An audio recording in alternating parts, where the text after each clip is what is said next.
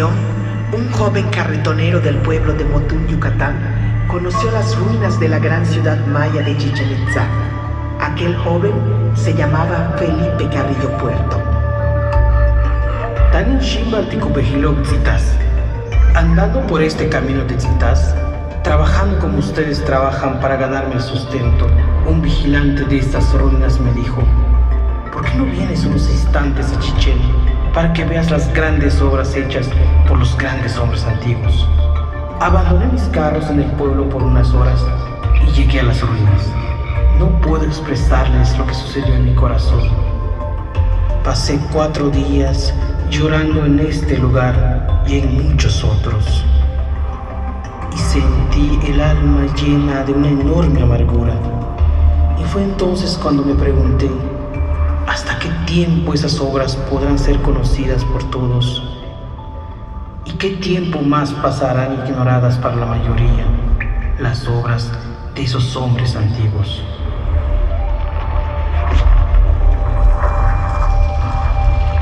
Cuenta el Popol Vuh la mitología maya del pueblo de los quichés. Cuenta la creación de los hombres del maíz. Yutzilo, Axil Sajo, Ahpatok Tepeu, Yetel Gugumatz. Los progenitores, los creadores y formadores Tepeu y Gugumatz hicieron a los hombres. De tierra, de lodo, hicieron la carne del hombre. Pero vieron que no estaba bien, porque se deshacía.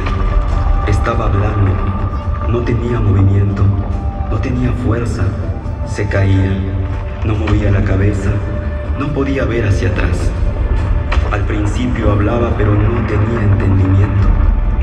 Se humedeció dentro del agua y no se pudo sostener. Entonces los creadores, los formadores, desbarataron y deshicieron su obra, y enseguida dijeron: hay que reunirse y encontrar los medios para que el hombre que formemos, el hombre que vamos a crear, nos sostenga y alimente, nos invoque y se acuerde de nosotros. A continuación vino la adivinación, la echada de la suerte con el maíz y el cité, y fueron hechos los muñecos labrados de madera.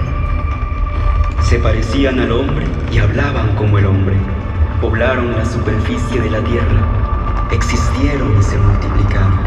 Tuvieron hijas, tuvieron hijos los muñecos de palo, pero no tenían alma ni entendimiento.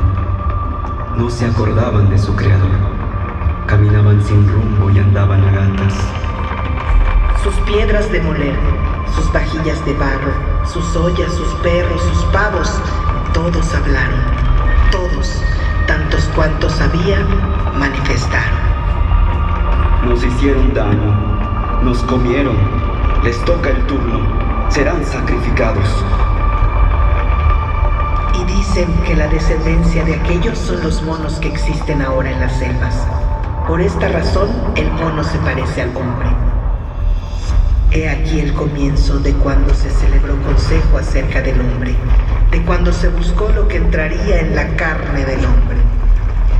De Pachil, de Cayalá, así llamados, vinieron las mazorcas amarillas y las mazorcas blancas. Estos son los nombres de los animales que trajeron la comida: Yak, Utiú, Kel, Hilo, gato del monte, coyote, cotorra y cuervo. Y de esta manera se llenaron de alegría, porque habían descubierto una hermosa tierra llena de deleites. Abundante en mazorcas amarillas y mazorcas blancas, y abundante también en mucho cacao. Innumerables los zapotillos rojos, las frutas, los frijoles, la miel. Los animales enseñaron el camino. Y moliendo entonces las mazorcas amarillas y las mazorcas blancas, hizo Ixmucané 9 bebidas. De maíz amarillo y de maíz blanco se hizo su carne. De masa de maíz se hicieron los brazos y las piernas del hombre. Únicamente masa de maíz entró en la carne de nuestros padres, los 4 hombres que fueron creados. Esto hicieron los progenitores Tepeu y Gugumatz, así llamados. Entonces tuvieron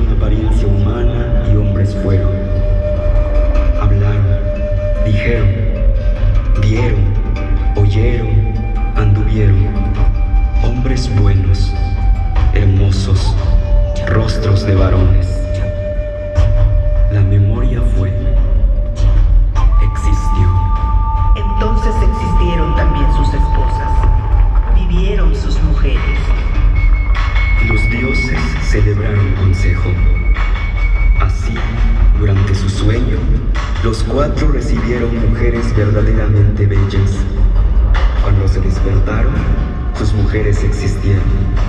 Sus corazones se regocijaron al instante a causa de sus esposas. Así fueron creados nuestros abuelos, nuestros padres, por el corazón del cielo, por el corazón de la tierra.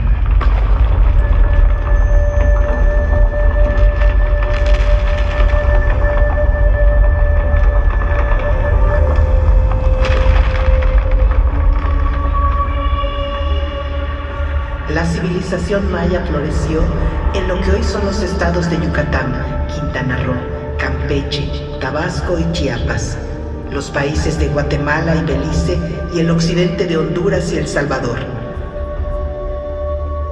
Hace al menos unos 4.000 años, grupos de recolectores y cazadores iniciaron su vida agrícola.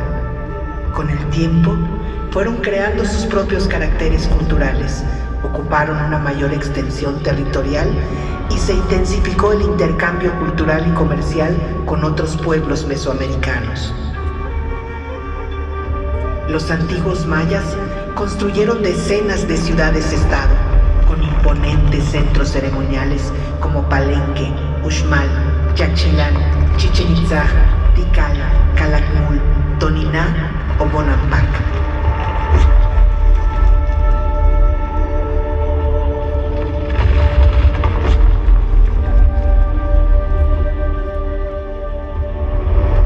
Igual que otros pueblos de Mesoamérica, los gobernantes mayas también eran líderes religiosos. Lo terrenal era una réplica de lo divino. El soberano era el intermediario entre el dios patrono y la colectividad, por lo que era tenido por sobrehumano. La mayoría de la población se dedicaba a la siembra de maíz, frijol, calabaza, chile, tomate y cacao. El tributo que entregaban alimentó a la clase dirigente y a los constructores y escultores de los recintos ceremoniales, artesanos, pintores y escritores de los códices, quienes crearon un arte esplendoroso.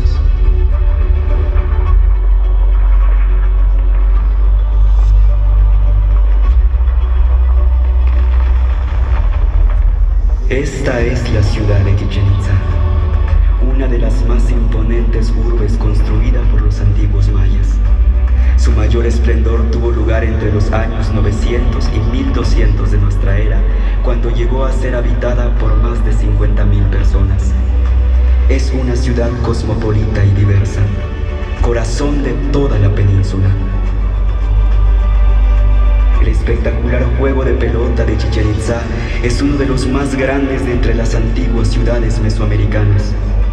En un enorme friso, la cabeza del perdedor decapitado representa la pelota para el juego, un sacrificio humano necesario para el orden divino. Esta construcción fue diseñada para observar la bóveda celeste. Los antiguos mayas fueron grandes observadores del universo y desarrollaron avanzados conocimientos matemáticos, siendo de los primeros pueblos del mundo en utilizar el cero. Los calendarios mayas son probablemente los más complejos que ha creado la humanidad. Calcularon con gran exactitud el año solar, el ciclo lunar, los eclipses y el movimiento de Venus.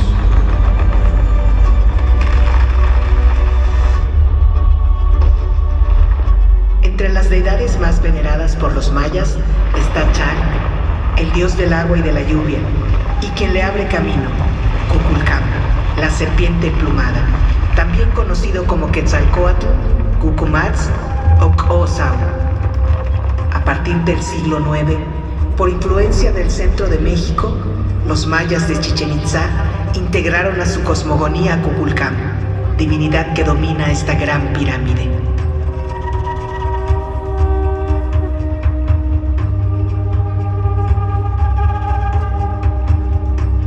En su interior existe un pasadizo que lleva a dos bóvedas, donde fue encontrado una representación del jaguar, animal sagrado maya, y la escultura conocida como Chacmol, un mobiliario ritual que su uso y significado sigue siendo un gran misterio. Cada solsticio de primavera, en esta pirámide se observa descender a Kukulcán, ser divino que provoca el flujo de las sustancias entre el mundo de los dioses y el mundo de los hombres. Es el extractor. Como viento abre camino a las lluvias, como Venus abre camino alternadamente al sol y a las sombras de la noche. Como señor de los árboles cósmicos abre el camino calendárico a los dioses transformados en tiempo. Extrae al género humano y al niño que nace. Extrae para el pueblo la luz, el calor y el alimento. Kukulcán sostiene el cielo.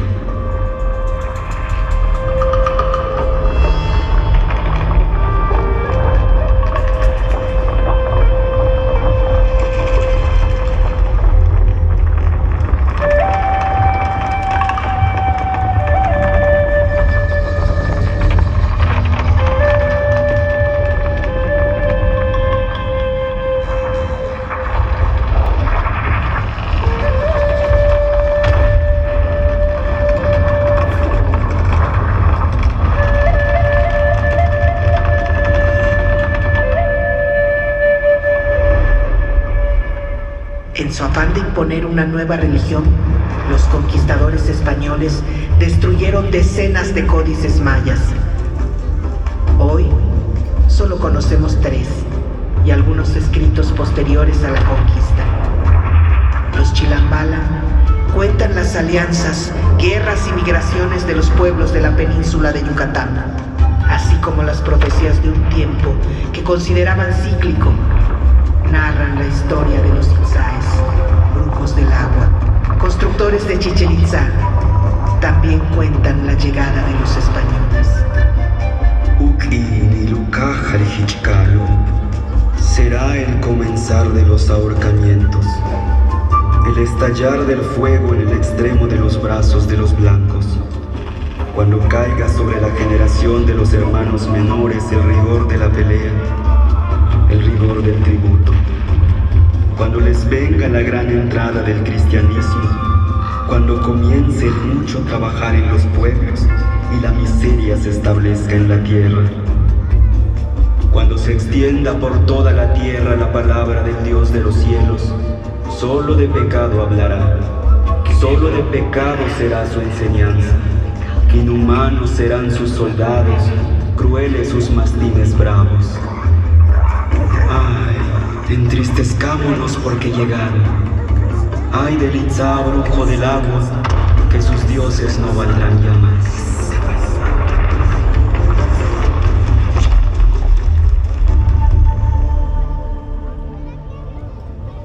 Durante muchos años, el pueblo maya resistió a la colonización, manteniendo vivas sus tradiciones, lengua y costumbres.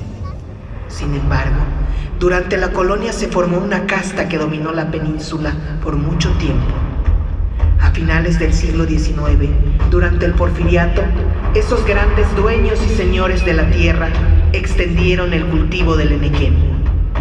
Los campesinos que antes tenían cierta libertad de sembrar sus propias parcelas fueron arrastrados a las haciendas, donde nacían y crecían como peones acasillados.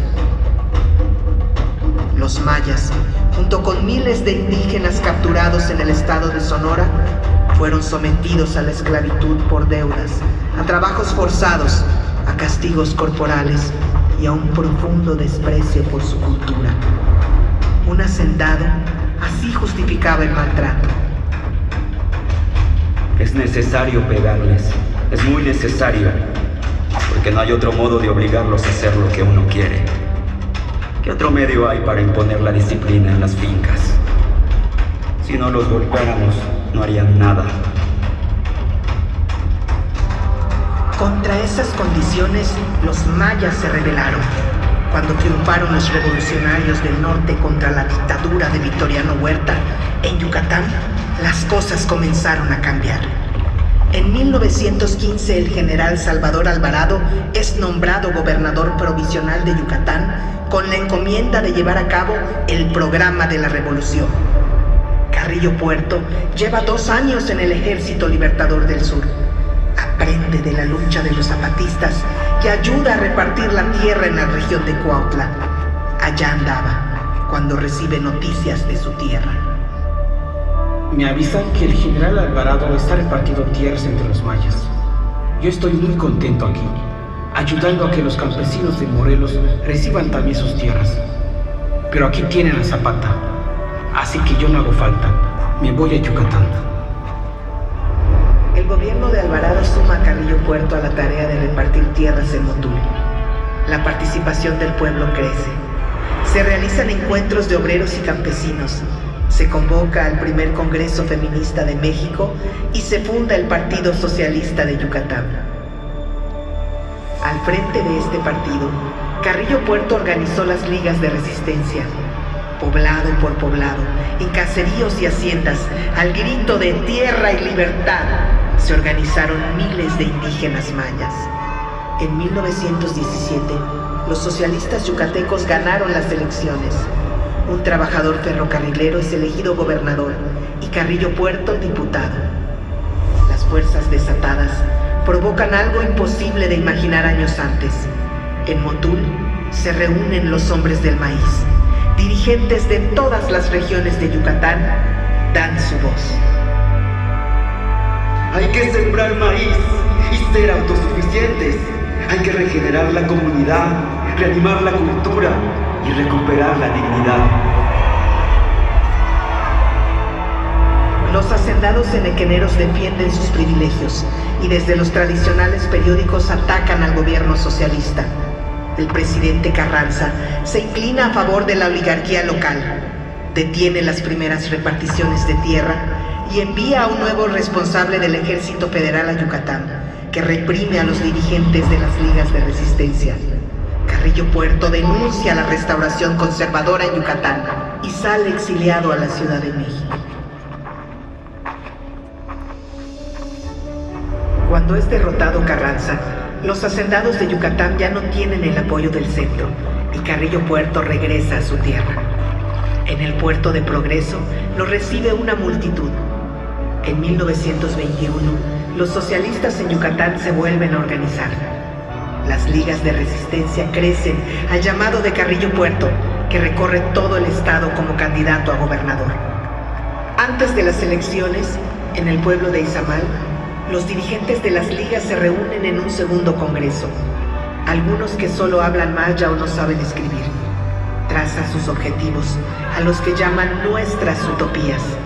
Se proponen la expropiación de las tierras de las haciendas y distribuir sin intermediarios los frutos del trabajo. También acuerdan promover las demandas feministas y desterrar los prejuicios que han esclavizado a las mujeres. El pueblo maya vota abrumadoramente por su Cubún Felipe, como le llaman, hermano Felipe. En la Plaza Grande de Mérida, el nuevo gobernador dice ante miles de personas: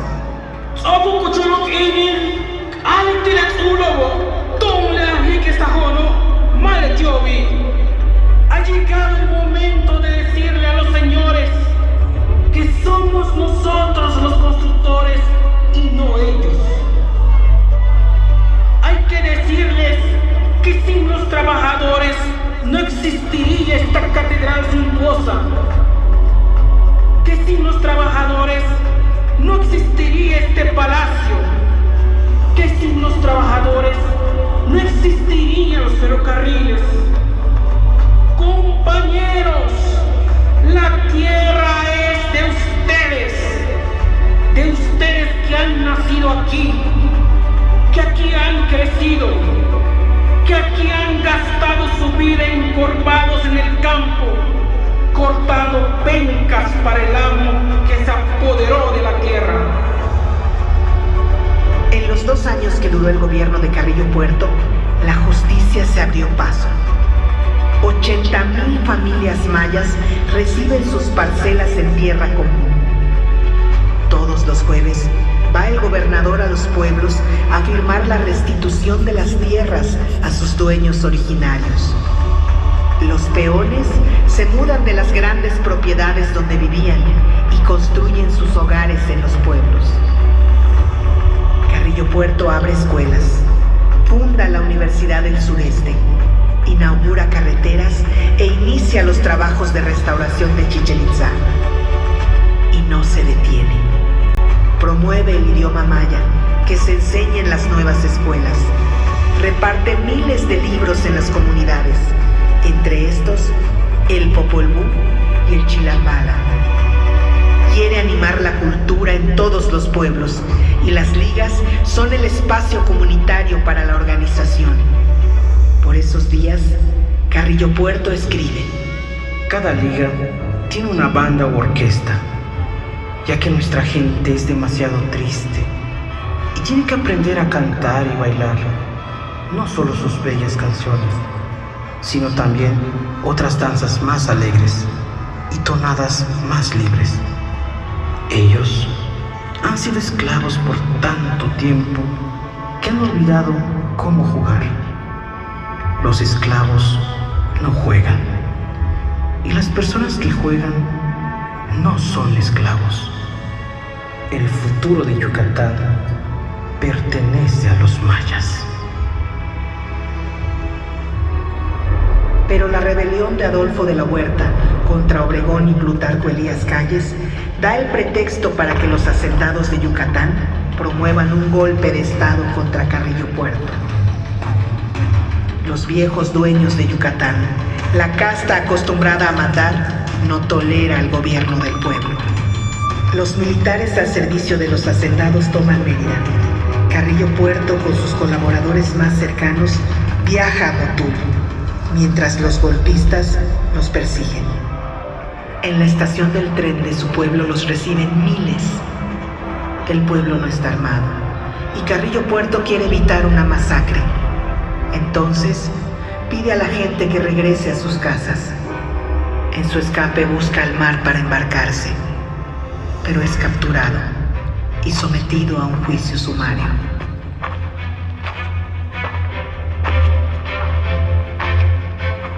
Hace 100 años, un 3 de enero de 1924, frente a un pelotón de fusilamiento en el cementerio de Mérida, es asesinado Felipe Carrillo Puerto, el dragón de los ojos verdes, junto a sus compañeros. Hasta hoy, se canta en su memoria en muchos rincones de Yucatán.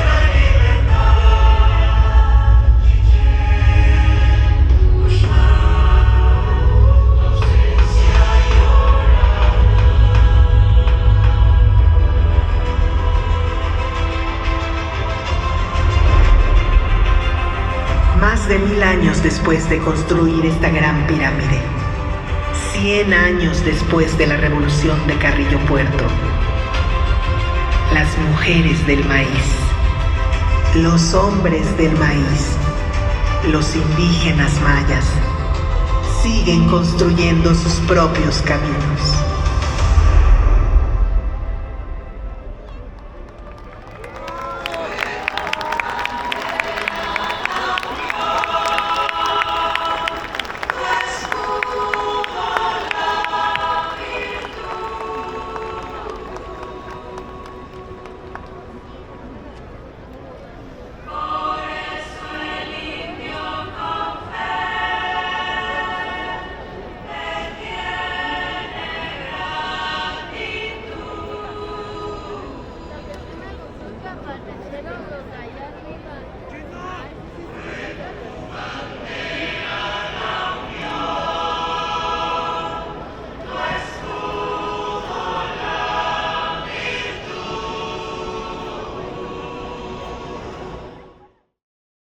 Edificios de México.